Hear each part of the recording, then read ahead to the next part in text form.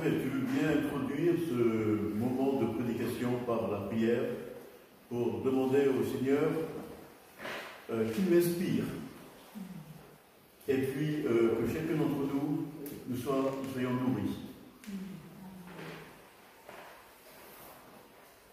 Ça, on te remercie pour ce moment privilégié où tu nous rassembles chacun de nous afin qu'on puisse venir écouter ta parole. Cette parole personnelle que tu veux adresser à chacun de nous. Cette parole qui vient nous réconforter, nous redresser, nous accompagner et nous redonne cette foi et cette espérance qui t'enfant. Seigneur, te prions pour que cette parole elle soit fluide et limpide et que tu puisses venir éclairer, accompagner Jean-Louis, qui puisse être réellement inspiré et que s'il y a une personne parmi nous qui par cette parole ne t'a pas encore rencontré puisse venir à ta rencontre, se convertir. Je te prie que tu fasses du bien à chacun d'entre nous. Amen.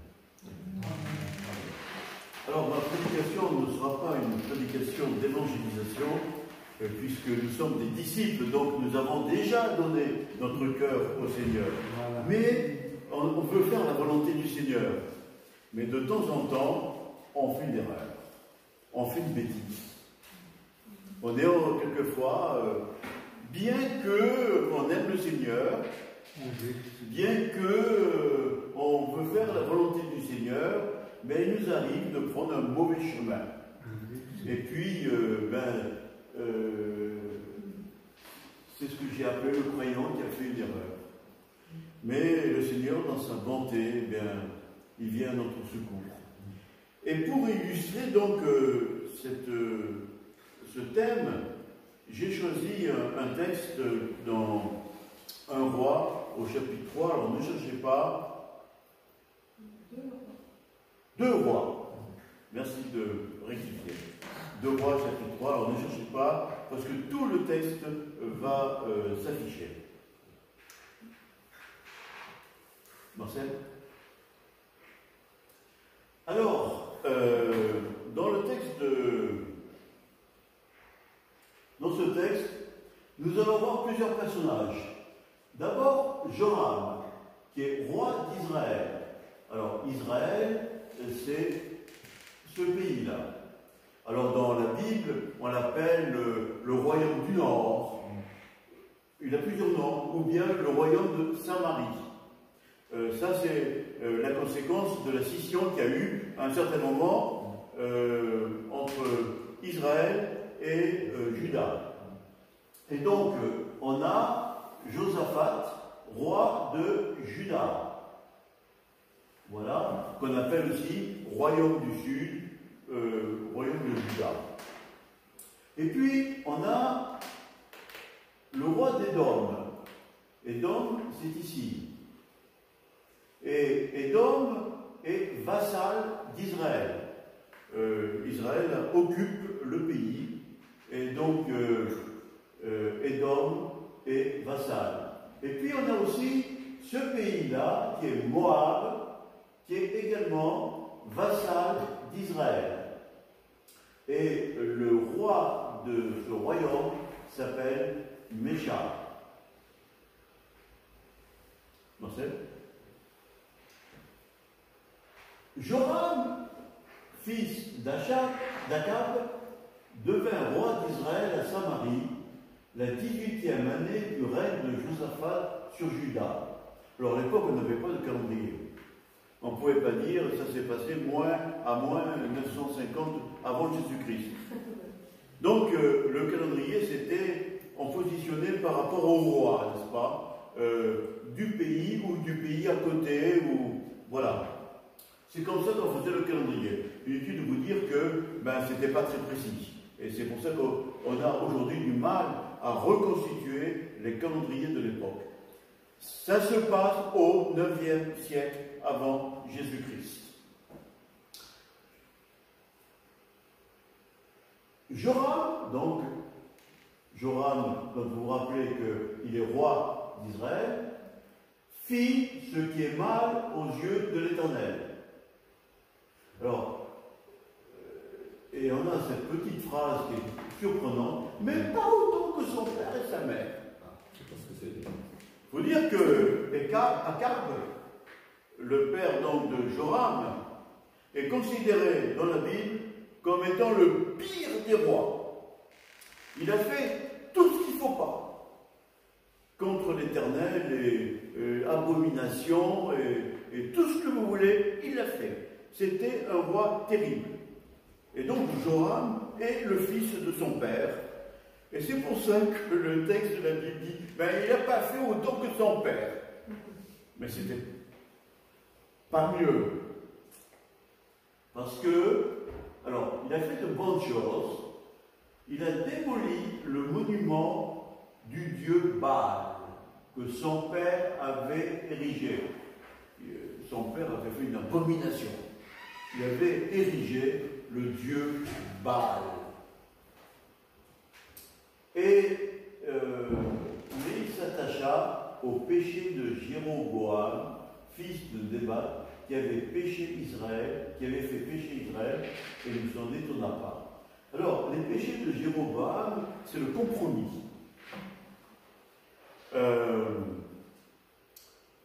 Joram, lui, il a donc démoli le monument de Baal, mais il a fait une erreur. C'est le péché de Jéroboam. Il n'a pas écarté le clergé qui s'occupait du dieu Baal. Autrement dit, on détruit les idoles, mais on garde le clergé. Le clergé qui s'occupait du dieu Baal, pour s'occuper maintenant de Dieu. Voilà un mélange complet de ce qu'on peut appeler un compromis spirituel, où il y a un mélange entre ceux qui disent servir Dieu, mais qui ne le font pas avec leur cœur et qui s'impliquent avec, d'une manière indirecte avec les abominations. Donc, on peut dire que Joram est le type spirituel du croyant qui se compromet. Un pied, il dit, il est avec Dieu, il détruit Baal, et un pied, il maintient le péché. Marcel? Mécha, le roi de Moab, donc là, qui est vassal, n'est-ce pas, possédait des troupeaux. C'est un pays riche en troupeaux, et il payait un impôt. Tous les ans, il devait donner à Israël 100 000 agneaux et 100 000 béliers avec la laine. Hein. C'était donc un impôt. Marcel? Mécha, le roi de Moab, possédait des troupeaux. Ben oui, je vais le lire. À la mort d'Akab, le roi de Moab se révolta contre le roi d'Israël. Le roi Akab était un roi, un guerrier, un vrai guerrier, un dur. Et c'est pour ça qu'il avait conquis Moab et Édom. Et puis donc, à la mort de Akab, il y a 2 ans, c'est donc Joram qui a pris la succession, son fils. Et puis, il y a eu une guerre avec la Syrie, qui est là, et il a été battu. Du coup, eh bien, Joram, il a une armée, mais une armée qui a été battue. Et donc, le roi de Moab se dit, Joram, il est jeune, il n'a pas l'expérience de son père, son armée a été battue, c'est le moment de se révolter. Donc il se révolte. Alors, c'est intéressant, j'ouvre une parenthèse, là vous voyez donc une stèle. Cette stèle a été découverte par, accidentellement, par un médecin suisse qui n'est absolument pas archéologue, qui était en Jordanie, qui se promenait dans les dunes, puis vous savez que les dunes bougent, avec l'effet du vent, les dunes bougent de quelques mètres, et donc quand elles sont là, elles sont plus là, et puis ce qui était enfoui donc réapparaît. Et puis il voit un bout de pierre. Et puis donc il fait venir des gens pour découvrir, et c'est donc une stèle. Alors j'ai plus la hauteur, mais peut-être 1 mètre. Cette stèle se trouve aujourd'hui au musée du Louvre. Et on y lit sur cette stèle que le roi Mécha, donc le roi de Moab, eh bien, avait construit des autels pour l'idole, particulièrement qui s'appelle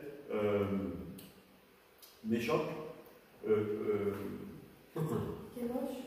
Kémosh, qui s'appelle Kémosh, et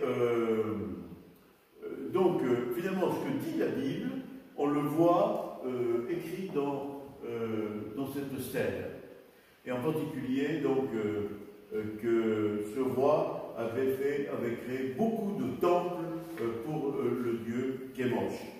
Alors, le dieu Kémosh a un autre nom, il s'appelle aussi Moloch. Il a 2 noms.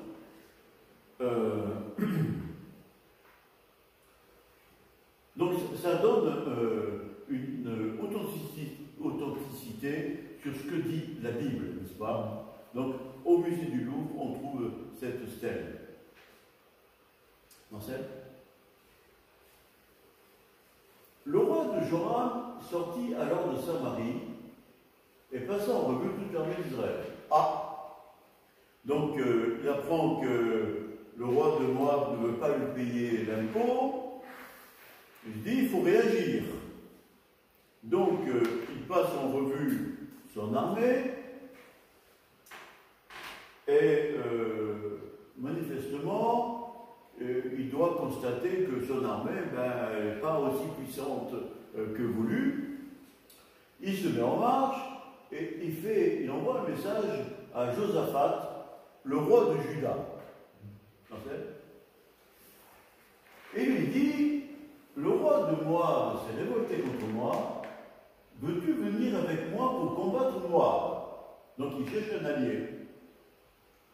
Josaphat répondit, je vais monter avec toi, toi et moi, ton peuple et le mien, tous ensemble, n'est-ce pas? Des chevaux et des biens, il n'y aura aucune différence. On est surpris. Josaphat est un bon roi. Un roi qui aime le Seigneur. Il a fait de bonnes choses. Il est considéré dans l'échelle des valeurs, je dirais, des rois dans l'Ancien Testament comme étant un bon roi. On peut dire que c'est le type du chrétien qui va bien. Et donc, Joram, qui est le type du chrétien compromis, qui a, vous vous rappelez, un pied là, puis un pied ailleurs, une spiritualité mélangée, spirituelle et péché. Donc ce roi demande à Josaphat, veux-tu venir avec moi? Et Josaphat lui dit, ouais, il n'y a pas de problème, tous ensemble, on va aller et on va lutter contre moi.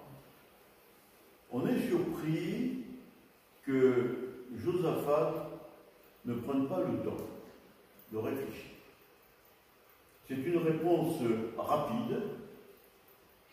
Il n'a pas demandé à Dieu sa volonté. Il n'a pas pris le temps de prier. À l'époque, on faisait des sacrifices et puis on faisait appel aux prophètes pour voir quelle était la volonté de Dieu. Et puis, dans ce pays-là, il y avait justement un prophète réputé qui s'appelle Élisée. Et il ignore complètement tout ça Parce que probablement, je ne sais pas, c'est pas écrit, mais il est fier. Oh, Joram qui fait appel à moi, ouais. Donc voilà, par orgueil, par fierté, il se laisse influencer. Et là donc, nous avons le type du croyant qui oublie d'aller demander au Seigneur, et puis il se laisse influencer. Marcel?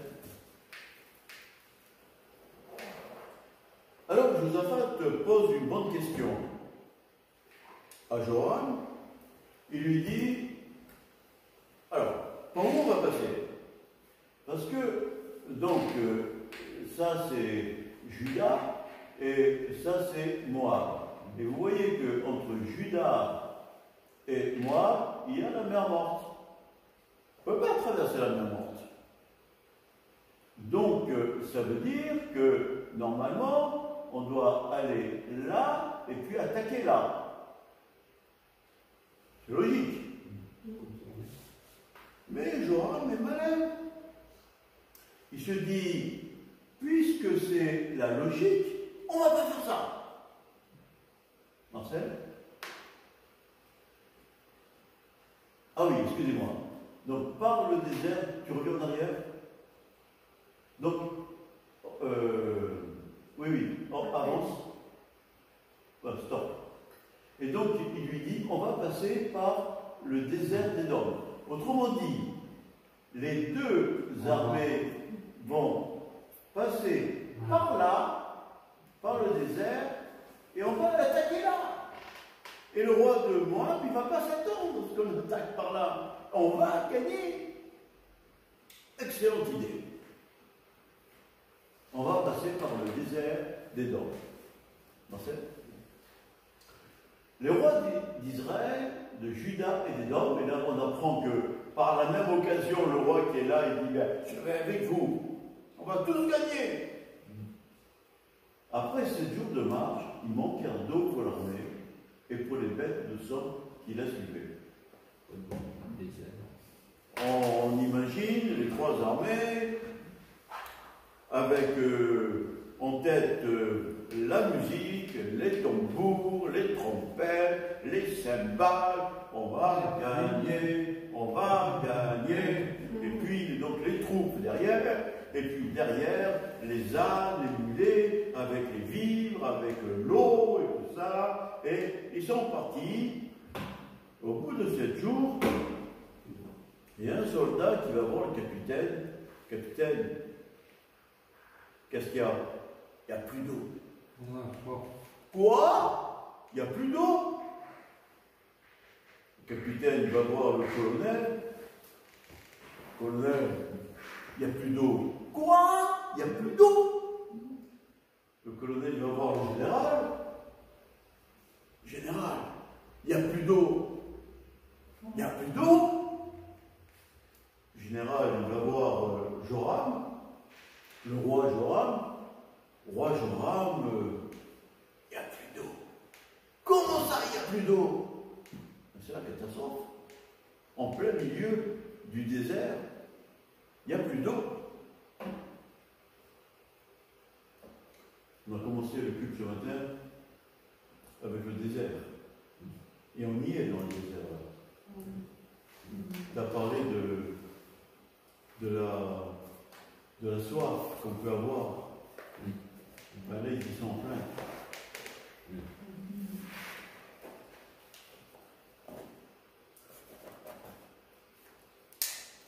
Alors, le roi d'Israël, donc Joram, quelle est son analyse? Quel malheur! Quel malheur! Et là, il va avoir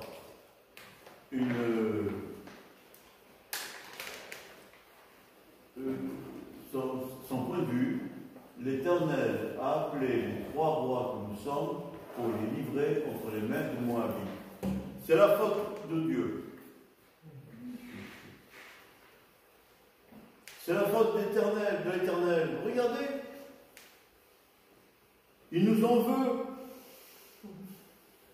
Et puis c'est vrai que je suis un peu pécheur. C'est vrai que je ne suis pas clair, moi. Et puis, Dieu, il veut nous punir.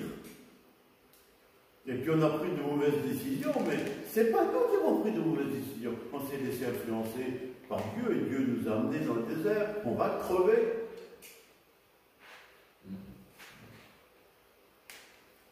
Marcel? Alors Josaphat demanda, donc Josaphat, là, c'est le type du chrétien, du bon chrétien, n'est-ce pas? Alors là, il pose la question, il n'y a pas un prophète de l'Éternel pour que nous puissions le consulter? Ah, ça y est, maintenant. Ah, c'est un peu tard. Mais bon, ça nous rappelle nous, hein. Ça nous rappelle nous, hein. Quand tout va bien, quand, voilà, Ouais, on ne pense pas trop, hein, on ne pense pas trop au Seigneur. Et puis quand il y a un problème, ah Seigneur, viens à notre secours. Est-ce qu'il n'y a pas un prophète dans le coin pour que nous puissions le consulter? Et puis il y a un des serviteurs du roi d'Israël qui dit, il y a Élisée. Élisée qui était l'assistant d'Élie. Marcel? Alors, oui, en arrière. Alors, j'ai lu un peu la presse de l'époque. Et puis c'est scandaleux ce qui se passe. Hein. Alors, dans Jérusalem le soir, nos armées bloquées dans le désert. Nos fins stratèges militaires oublient les réserves d'eau. Arrêt brutal de l'avancée des troupes alliées. Les alliés au bord de la déroute. Nos armées piégées dans le désert à la merci de l'armée ennemie. C'est tout à fait la situation.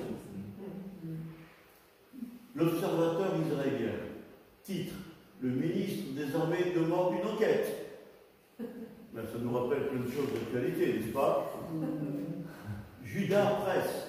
Situation désastreuse suite à l'incompétence des généraux de l'armée alliée. C'est tout ça qu'on peut entendre. On fait appel à un prophète pour sauver 3 armées.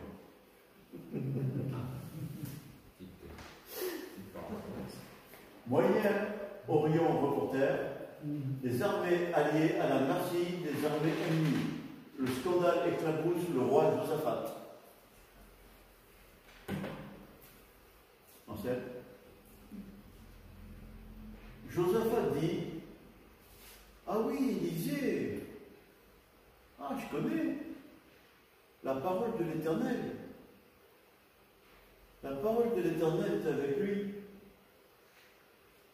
Le roi d'Israël, Josaphat et le roi d'Édom descendirent alors vers Élisée. On dit dans le désert, on cherche la parole de Dieu, et comme par miracle, on trouve Élisée. Et frères et sœurs, c'est une leçon aussi pour nous.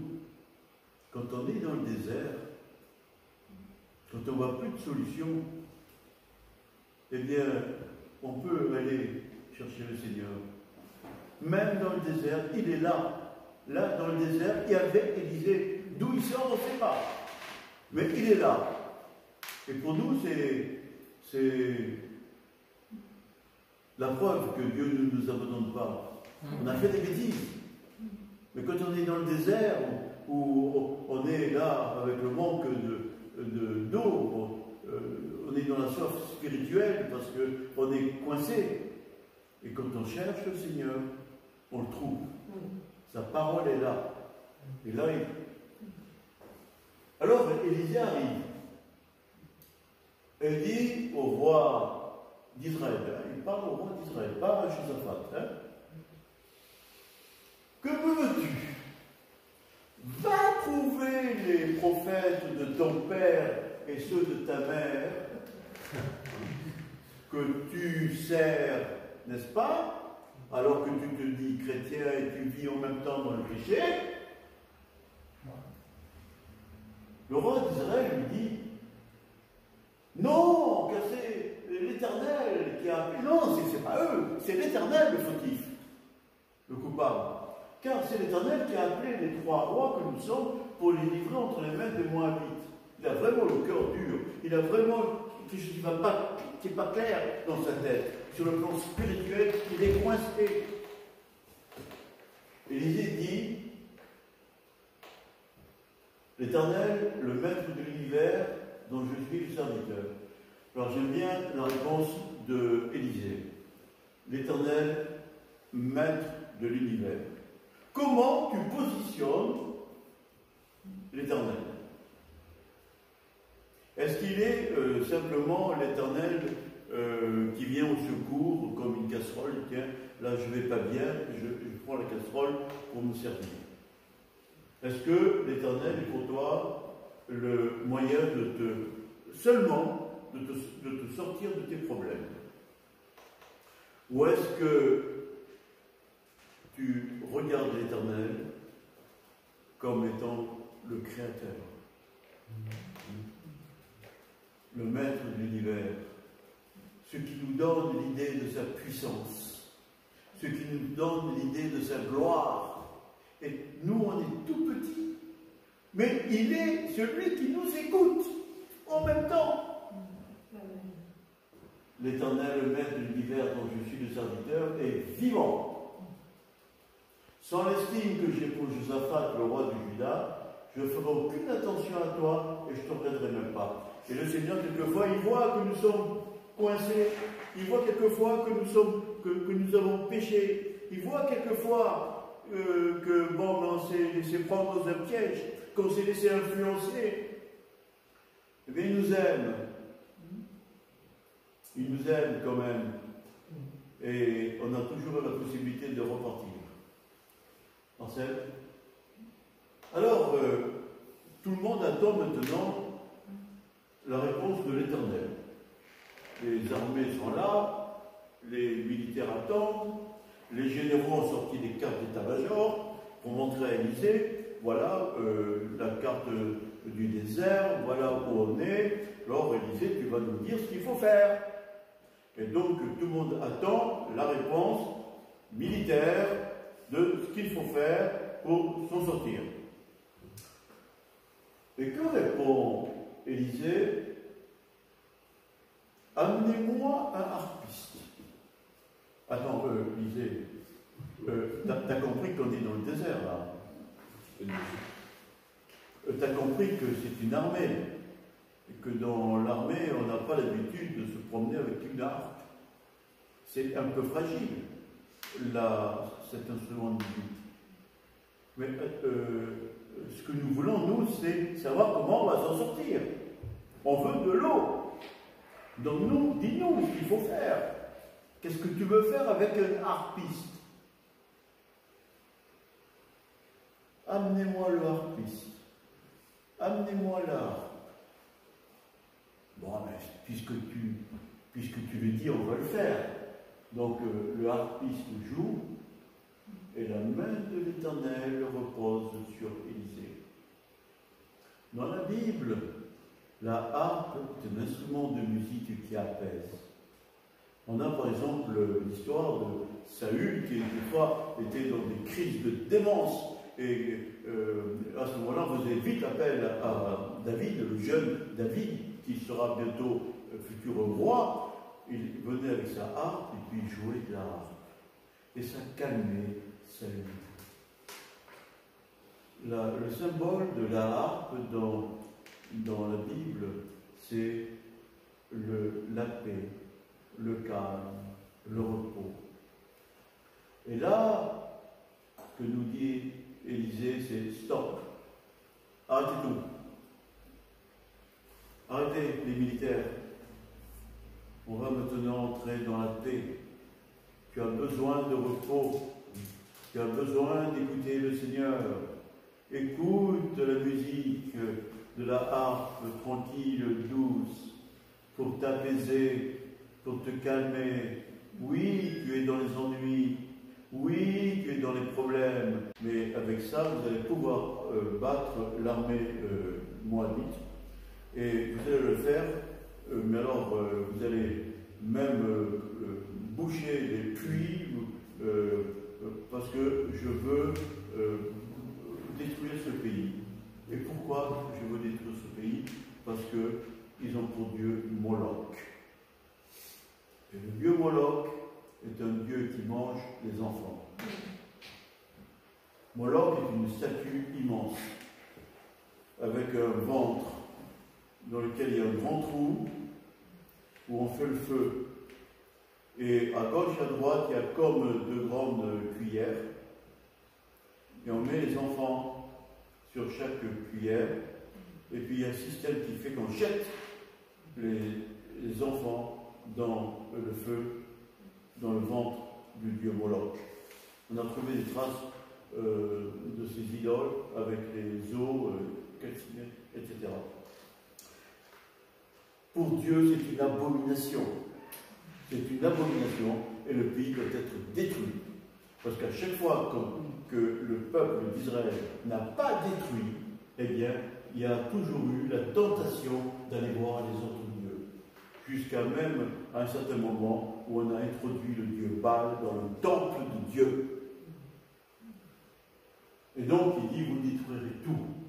Or, le matin, au moment de la présentation de l'offrande, l'eau arriva par le chemin des hommes et le pays fut rempli d'eau. Cependant, tous les Moabites avaient appris que les rois montaient pour les combattre. On convoqua donc tous ceux qui étaient aptes au service militaire, même ceux qui avaient dépassé l'âge, et ils se postèrent à la frontière. Ils se levèrent de bon matin, et quand le soleil brilla sur l'eau, les Moabites virent en face d'eux l'eau rouge comme du sang. C'est un effet de lumière avec le soleil. Ils dirent, c'est du sang! Les rois se sont certainement combattus à coups d'épée et se sont tous tués. Maintenant, Moabites, au pillage! Lorsqu'ils arrivèrent dans le camp d'Israël, les Israélites se levèrent et frappèrent les Moabites, qui prirent la fuite devant eux. Les Israélites pénétrèrent dans le pays de Moab et bâtirent ce peuple, comme l'avait dit Élisée. Ils démolirent les villes, ils jetèrent chacun des pierres dans tous les bons champs jusqu'à les ont remplis. Ils bouchèrent toutes les sources d'eau et ils abattirent tous les bons arbres. Vous savez qu'un arbre qu'on abat, il faut 20 ans, 30 ans, 40 ans pour qu'il redevienne un arbre. On le sait avec les incendies qu'on a vu dans les Landes. Il ne resta plus que Kirk, Areset et ses pierres, mais les soldats armés de fronde l'encerclèrent et l'abattirent. Voyant qu'il avait le dessous dans le combat, le roi de Moab prit avec lui 700 hommes, armés d'épées pour se frayer un passage jusqu'au roi des hommes, mais ils n'y parvinrent pas. Et là on a le verset 27 qui est absolument horrible. Il prit alors son fils aîné, celui qui devait devenir roi à sa place, et l'offrit en holocauste sur la muraille. Les Israélites éprouvèrent alors un tel sentiment d'indignation qu'ils s'éloignèrent du roi de Moab et retournèrent dans leur pays.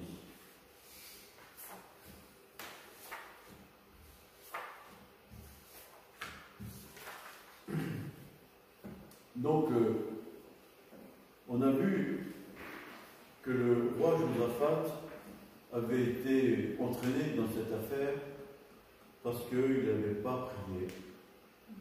Il n'avait pas pris le temps de demander à Dieu quelle était la volonté de Dieu. Et donc, ça c'est un phénomène qui peut qu'on peut vivre dans notre vie personnelle lorsque on est influencé par des gens que nous côtoyons. Il y a un adage qui dit les mauvaises compagnies corrompent les bonnes mœurs. Et les gens de la politique et les gens du marketing le savent. Pour passer une idée, même si elle est mauvaise, il faut cogner dessus. Il faut répéter, comme un clou. taper sur le clou. Et ainsi, une idée, même si elle est mauvaise, à force de la répéter, elle nous paraît probable. Et on se met donc même à la croire. Et donc, pourquoi je dis ça? C'est parce que dans le cadre des mauvaises influences, il y a aussi ce que l'on regarde. Il y a aussi ce qu'on écoute. Et frères et sœurs, nous devons faire attention à notre choix de programme de télévision. Si on regarde toujours les mêmes émissions, il ne faut pas s'étonner si peu à peu on est influencé.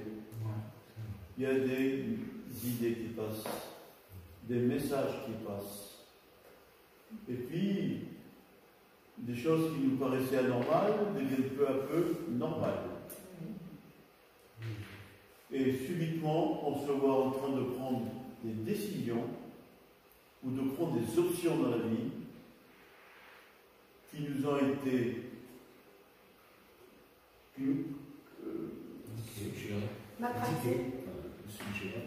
suggérées, voilà, influencées par toutes ces images que nous avons vues. Nous devons faire aussi attention aux réseaux sociaux. Il y a toutes sortes de choses que l'on peut voir sur les réseaux sociaux. Il y a des bonnes, mais il y a aussi des mauvaises. Il y a des bonnes qui ressemblent à des bonnes, mais enrobées de poison. Il y a des bonnes qui sont bonnes à 98%, avec 2% de poison. Et nous devons faire le tri. Et ce n'est pas facile. Il faut du discernement. Mais on a toujours la possibilité de refuser de voir quelque chose. Même dans les réseaux sociaux, on a la possibilité de dire « je ne veux plus voir ce type de message ». Et puis il y a aussi je parle toujours des influences, n'est-ce pas? Il y a aussi une influence émotionnelle. On peut être dans une famille qui n'est pas chrétienne. Et puis, eh bien, on passe du temps avec notre famille. Et puis, on peut entendre dans cette famille des choses qui ne sont pas chrétiennes. Des choses qui nous blessent. Des choses qui nous salissent. Et puis, on peut peu à peu être contaminé. Et puis, ben, là encore, eh bien, on entre dans le compromis, peu à peu. Et puis, on se demande à un certain moment, mais comment ça se fait que je suis arrivé à prendre telle décision? Ben oui, c'est une progression lente. Alors, frères et sœurs, nous devons prendre des positions. La Bible nous dit que nous sommes la lumière. Et la lumière, elle est claire. Alors, nous pouvons être influencés par les autres, c'est vrai, mais nous devons aussi influencer les autres. Nous sommes aussi le sel de la terre. Et pour cela, frères et sœurs, ça veut dire que dans la vie de tous les jours, dans notre vie familiale, même si elle n'est pas chrétienne, dans la vie dans le travail, avec nos collègues, dans les études, eh bien, on doit avoir une position chrétienne. Et puis même si les gens ne nous aiment pas à cause de notre façon chrétienne de vivre, eh bien tant pis. Tant pis. Le Seigneur le sait. Et puis, vous savez, mon expérience personnelle me prouve que un jour, je ne sais pas, quand il y aura une crise quelque part, ou quand il y aura un problème, on viendra vous voir. Parce qu'on sait que vous êtes droit, on sait que vous êtes honnête, on sait que vous êtes solide, que vous ne changerez pas, et que les paroles que vous direz sont des paroles de sagesse. Et on viendra vous voir. Et c'est comme ça qu'on devient celle de la terre. Au lieu de se laisser influencer, à nous d'influencer. Et puis, pour que nous puissions puissions influencer les autres, eh bien, est-ce que nous sommes nous-mêmes influencés par la parole de Dieu? Est-ce que nous sommes imbibés de la parole de Dieu? Est-ce que nous aimons les histoires de la parole de Dieu? Et à chaque fois que nous lisons une histoire de la parole de Dieu, à chaque fois que nous lisons des versets, ça entre dans notre crâne, ça entre dans notre esprit. Et sans qu'on le veuille, cela nous influence dans notre tempérament, dans notre personnalité, dans notre façon de nous comporter, dans nos décisions. Tout cela nous influence, frères et sœurs. Et nous devenons sages aux yeux du Seigneur. Que le Seigneur nous bénisse, vous bénisse de votre marche quotidienne. Amen. Alors, peut-être encore un slide.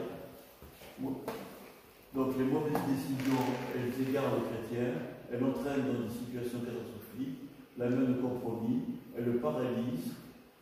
Dans cette histoire que nous avons étudiée, Dieu est intervenu pour sauver Josaphat qui s'est laissé influencer. Il a prouvé son amour pour son enfant, mais quelle expérience douloureuse. Certaines fois, elles laisseront des marques. Mais Dieu, dans sa grâce, est là, même quand on traverse le désert, pour venir à notre secours. Apprenons à tirer les leçons de cette histoire. Amen.